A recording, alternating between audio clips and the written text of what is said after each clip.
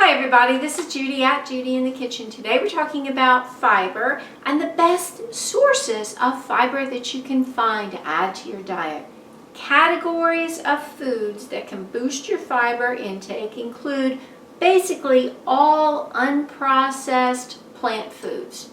That includes whole grains, fruits, vegetables, beans, peas, lentils, and other legumes, and also nuts and seeds. Refined or processed foods are lower in fiber than the whole foods that they were made from. And that does also include canned fruits and canned vegetables, pulp-free juices, white breads and white pastas, and cereals that are made from refined grains. They will not have the fiber content that the whole foods would have had. In the refining process, especially of grains, they remove the outer layer, the bran layer, which is where the fiber is found. And they'll also often remove the germ, like you've heard of wheat germ.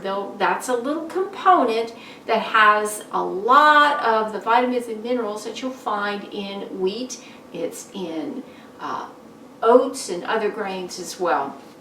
They'll remove those.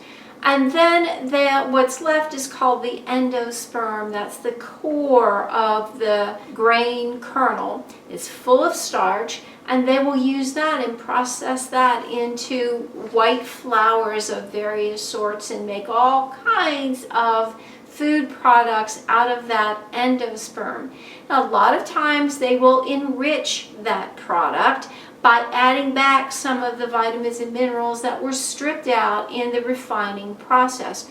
But they do not add everything back that was stripped out, and they definitely do not add fiber back to the endosperm. So any refined processed food that you eat that's been made out of these refined grains will never have the same nutritional components in it that you would find in the whole grain. So if you want to get the most bang, nutritional bang for your dollar and your efforts in cooking in the kitchen, you want to use whole foods as Mother Nature provides. Now, another way to boost your fiber content would be to have a fiber supplement.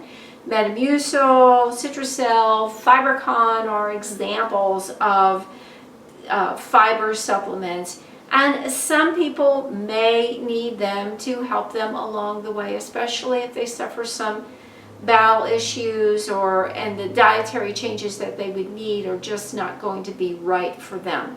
If you're not sure, speak with your healthcare provider or a dietitian who's familiar with your particular health circumstances and see what would be right for you. Some specialty foods will have some fibers added to them. It could be some cereals, some granola bars, even yogurt and some ice creams will have some fibers added to them. Inulin and chicory root are examples of the types of fibers that you might find added to such foods. Be cautioned that some people will experience gas and bloating and GI discomfort from eating foods with added fibers like that in them, because it can cause these problems. So if you're not sure and you want to try some, fine, go right ahead, but don't eat oodles of it in one day to start with. You want to go slow on that to make sure that you're not going to have a negative reaction to them. And generally speaking, you're really best off getting your fiber from whole, unprocessed foods. And don't worry about how much soluble versus insoluble fiber you're getting.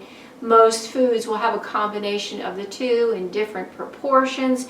Don't worry about it. Just eat the whole food as Mother Nature provided, and you will be best off that way if you possibly can do that. Let me know if you have any questions or comments below. I'll help if I possibly can. This is Judy at Judy in the Kitchen. Bye for now.